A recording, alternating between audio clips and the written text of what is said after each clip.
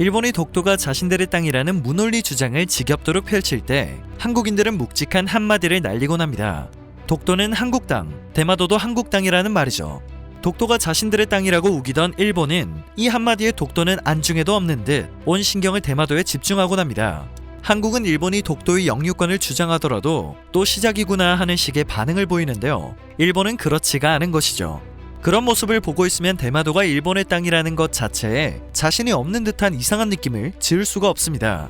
일본이 독도의 영유권을 주장할 때 우리는 독도가 한국의 땅이라는 무수한 증거들을 내놓았습니다. 일본도 대마도가 일본의 땅이라는 증거를 내놓으면 될 것인데요. 일본은 그럴 수가 없는 현실을 마주하고 있습니다. 정작 일본 자국에서 편찬된 많은 지도들이 독도는 물론 대마도를 조선의 땅으로 표기해 놓았기 때문입니다. 여기에서 빼놓을 수 없는 것이 일본의 삼국 접양지도 프랑스 어판입니다. 현재 일본의 영토인 오가사와라 군도는 과거 미국의 영토가 되었던 적이 있습니다.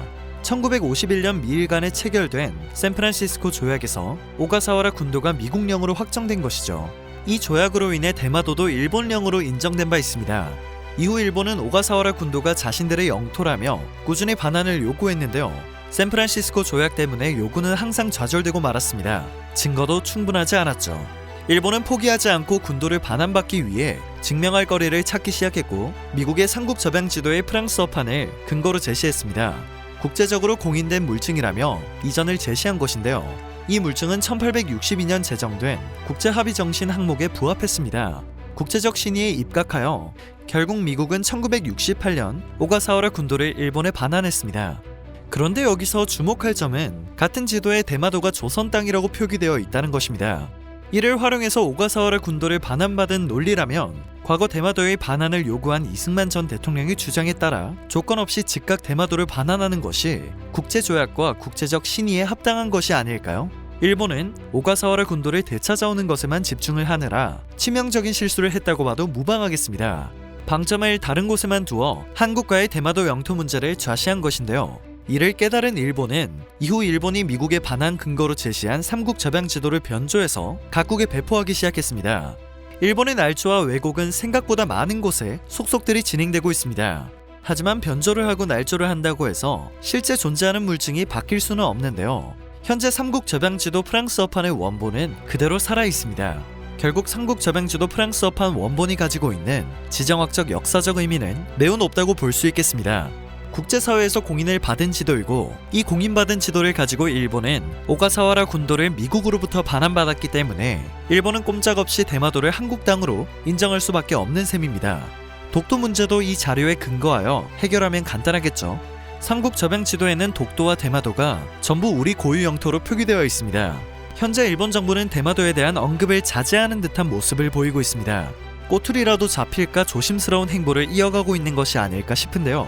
정작 뒤로는 여러 가지 법을 제정하며 한국을 견제하고 있습니다.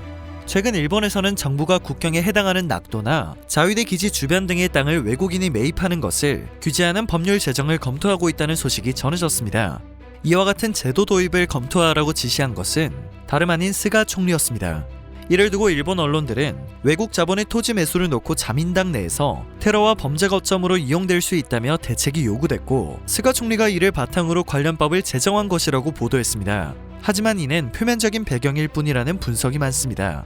지난해 12월 우익 성향의 산케이 신문은 현지 탐방 기사를 통해 대마도에서 한국 자본의 부동산 매수 열풍이 불고 있다며 정부 당국의 대책을 촉구한 바 있습니다. 사실 산케이 신문은 수년 전부터 대마도가 위험하다며 호들갑을 떨어왔습니다. 그리고 한국 자본을 견제하는 악의적 보도는 현재까지 이어지고 있죠. 수년간 견제 심리를 만들어내고 있는 그들이 진짜 막고 싶은 것은 외국 자본이 아니라 대마도를 한국에 되돌려주는 일이 아닐까 생각되네요. 앞서 잠깐 이승만 전 대통령에 대해 언급했는데요. 샌프란시스코 강화조약에서 대마도가 일본 영토로 확정되자 이승만 정부는 대마도를 돌려줄 것을 요구했었습니다. 하지만 일본이 실효적 지배를 하고 있다는 이유로 요구는 묵살되었죠. 당시 미국이 동아시아 정책을 펴는 데 있어 일본에 편향을 했었던 영향도 무시할 수 없었습니다. 하지만 이제는 시대가 변했고 많은 것이 달라졌습니다. 일본이 독도를 자신들의 땅이라고 우기는 것에는 독도가 가진 엄청난 가치 때문이라는 이유도 있겠지만 대마도의 진실을 숨기기 위한 방패막이로 활용하려는 저희가 있다는 분석도 많습니다.